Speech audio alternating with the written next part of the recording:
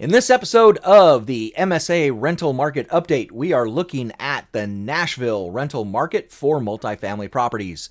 As you can see, the Nashville metro statistical area is drawn out by CoStar here, and you can see where it is in relation to Chattanooga, Knoxville, all in Tennessee. Memphis is over here, so there is Tennessee.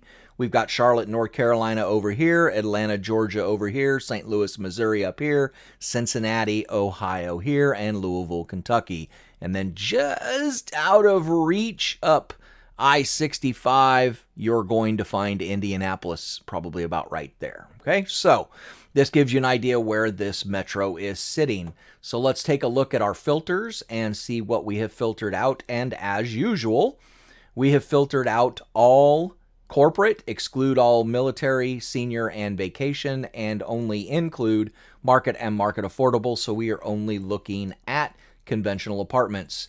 If we go to the location, you can see we are in market, metro statistical area, Nashville, Tennessee. So let's go take a look and see what the Class A, B, and C rental market tells us combined, and then we'll look at each asset class individually as we take a look at the analytics. So here is our supply side snapshot. You can see that there are 1,763 properties in the Nashville metro statistical area, totaling 155,054 units. There are still 22,637 units under construction, and over the last 12 months, 3,509 more units rented than went vacant. In the prior 12 months in 2021, a total of 9,269 more units were occupied than went vacant, showing us a decrease of 62.1% in absorption. We can see that in the vacancy because 12 months ago, vacancy was 6.3%. Today, it is 9.4%. We are still seeing a rental increase year over year. We'll see what it shows us quarter over quarter.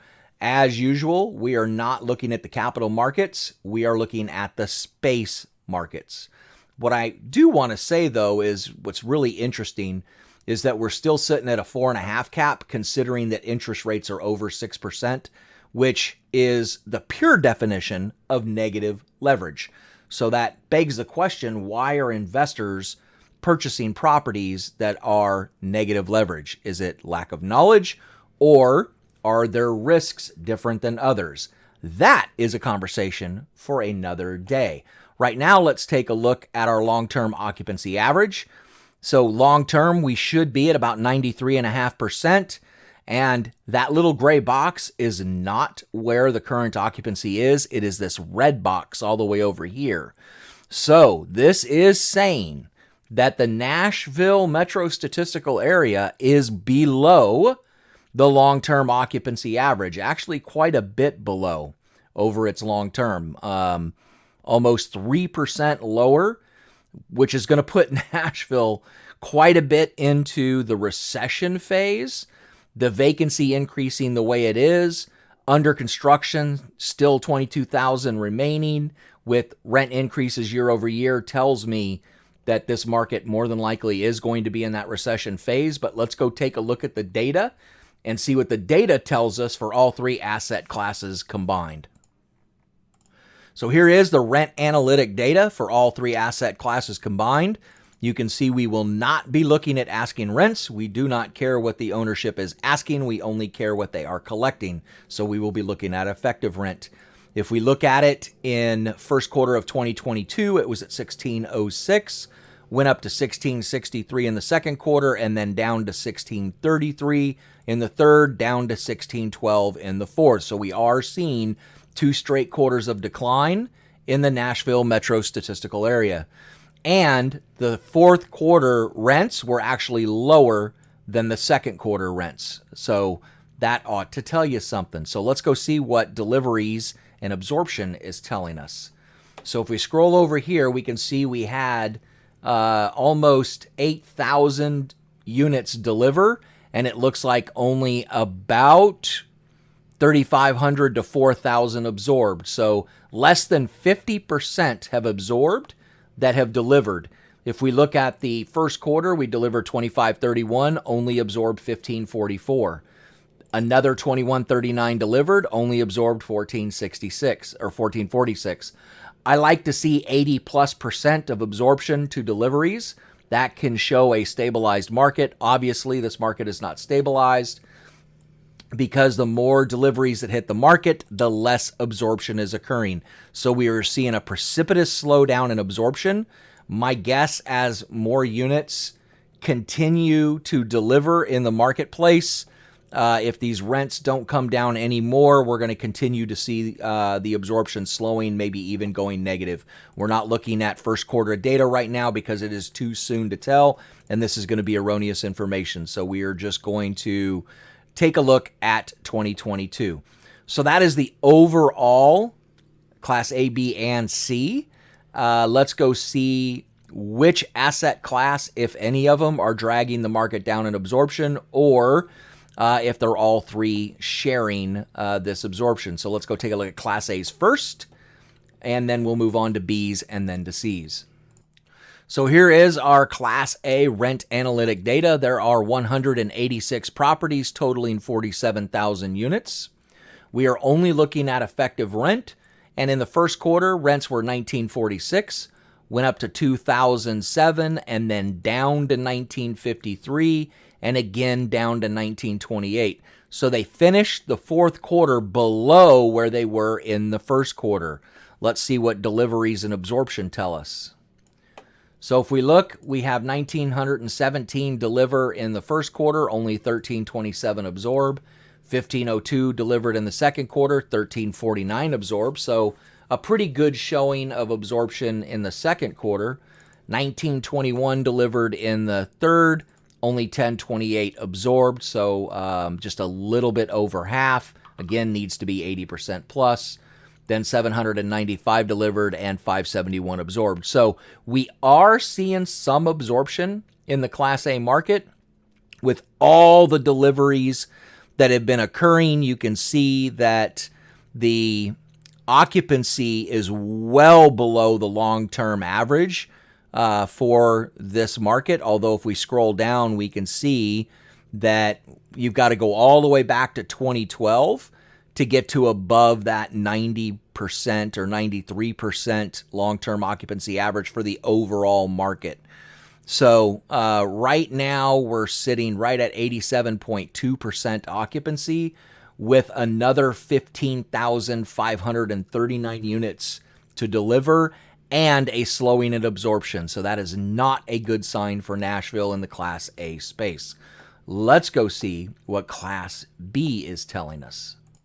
So here is our Class B rent analytic data. There are 386 properties totaling 59,419 units.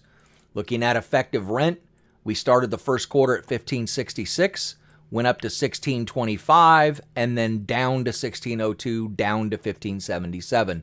So the downtrend has started in the overall, the Class A and now Class B between the second and third quarter. That's where that inflection point has occurred. So let's go see what deliveries and absorption tell us. We can see that we didn't deliver many properties, but we did deliver some. You had 614 in the first quarter, only 326 absorbed. Another 637 delivered and only 279 absorbed, so not good absorption, and then it gets worse. 539 delivered, only 43 absorbed. And then another 494 delivered, and then another 205 went vacant on top of that in the fourth quarter, driving the occupancy from 95% down to 92.1. So that explains our rent decline because demand obviously is waning in this market, and there are jobs coming to this market. Employment is increasing, population is increasing. So what's happening in the Nashville MSA, like we see everywhere else, is that the renters can no longer afford these apartments, and so they are doubling and tripling up so that they can afford to live. And when that happens, when they start to roommate up, then demand gets diminished because of that. And with all these units still under construction, still 7,700 units under construction, and we're in negative absorption, that is not a good sign for the Class B market in Nashville. So let's see if the Class C's will tell us the same story, or If, like the rest of the Southeast, we see an increase in rents every single quarter and negative absorption every single quarter, which is what we've seen all over the Southeast. Let's see if Nashville continues that trend.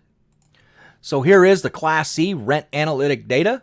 There are 965 properties totaling 46,214 units. Looking at effective rent, we can see that it started at $1,243 in the first quarter, went up to $1,293, and then down. Look at this, down to $1,283, down to $1,272. Very interesting. I think this is the first time in the Southeast in a major market where we have seen this crack occur between the second and third quarter. Very interesting. That means vacancy's not that bad. So that's telling a very interesting story. And like I thought, absorption is negative all the way across the board. As a matter of fact, we're 5 straight quarters of negative absorption. And really, in 2021, there wasn't much absorption after going so far negative in 2020. So the Nashville market has been cracking ever since the third quarter of 2021 and really all the way back to 2020 and never really recovered, which explains why I'm going to tell you that the Nashville metro statistical area at this point is probably leading all the rest of the markets down to the bottom. So I would put it probably halfway between the long-term occupancy average and the bottom of recession. It is deep into recession. This may actually be worse than Las Vegas. I can't really remember the Las Vegas numbers at this point, but Las Vegas was the worst we had seen. This is definitely worse than Dallas, even though Dallas has more units to deliver.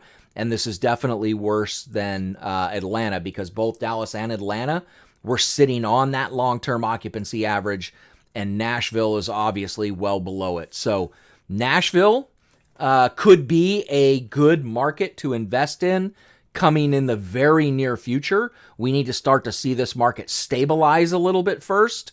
That shows us that it's getting towards the bottom, that it's starting to absorb the units that are being delivered, and as the rents come down, that will start to happen. So be very, very careful investing in Nashville right now, but it is definitely confirmed Nashville is deep into the recession phase.